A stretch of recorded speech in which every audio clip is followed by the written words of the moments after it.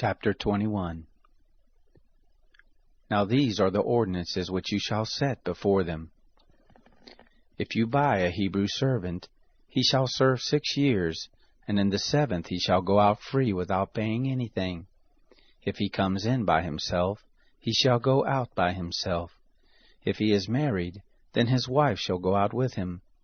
If his master gives him a wife, and she bears him sons or daughters, the wife and her children shall be her master's, and he shall go out by himself. But if the servant shall plainly say, I love my master, my wife, and my children, I will not go out free, then his master shall bring him to God, and shall bring him to the door, or to the doorpost, and his master shall bore his ear through with an awl, and he shall serve him forever. If a man sells his daughter to be a maidservant, she shall not go out as the men servants do. If she doesn't please her master who has married her to himself, then he shall let her be redeemed. He shall have no right to sell her to a foreign people, seeing he has dealt deceitfully with her. If he marries her to his son, he shall deal with her after the manner of daughters. If he takes another wife to himself, he shall not diminish her food, her clothing, and her marital rights. If he doesn't do these 3 things for her, she may go free without paying any money. One who strikes a man so that he dies shall surely be put to death, but not if it is unintentional, but God allows it to happen. Then I will appoint you a place where he shall flee. If a man schemes and comes presumptuously on his neighbor to kill him, you shall take him from my altar that he may die. Anyone who attacks his father or his mother shall surely be put to death. Anyone who kidnaps someone and sells him, or if he is found in his hand, he shall surely be put to death. Anyone who curses his father or his mother shall surely be put to death. If men quarrel, and one strikes the other with a stone, or with his fist, and he doesn't die, but is confined to bed, if he rises again and walks around with his staff, then he who struck him shall be cleared.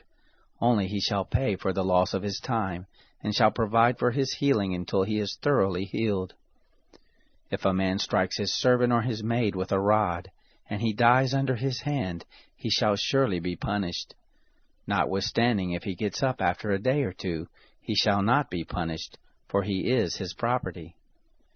If men fight and hurt a pregnant woman so that she gives birth prematurely, and yet no harm follows, he shall be surely fined as much as the woman's husband demands and the judges allow. But if any harm follows, then you must take life for life, eye for eye, tooth for tooth, hand for hand, foot for foot, burning for burning, wound for wound, and bruise for bruise. If a man strikes his servant's eye or his maid's eye and destroys it, he shall let him go free for his eye's sake. If he strikes out his manservant's tooth or his maidservant's tooth, he shall let him go free for his tooth's sake. If a bull gores a man or a woman to death, the bull shall surely be stoned, and its flesh shall not be eaten, but the owner of the bull shall not be held responsible. But if the bull had a habit of goring in the past, and it has been testified to its owner, and he has not kept it in, but it has killed a man or a woman, the bull shall be stoned, and its owner shall also be put to death. If a ransom is laid on him, then he shall give for the redemption of his life whatever is laid on him, whether it has gored a son or has gored a daughter. According to this judgment it shall be done to him. If the bull gores a manservant or a maidservant, 30 shekels of silver shall be given to their master, and the ox shall be stoned.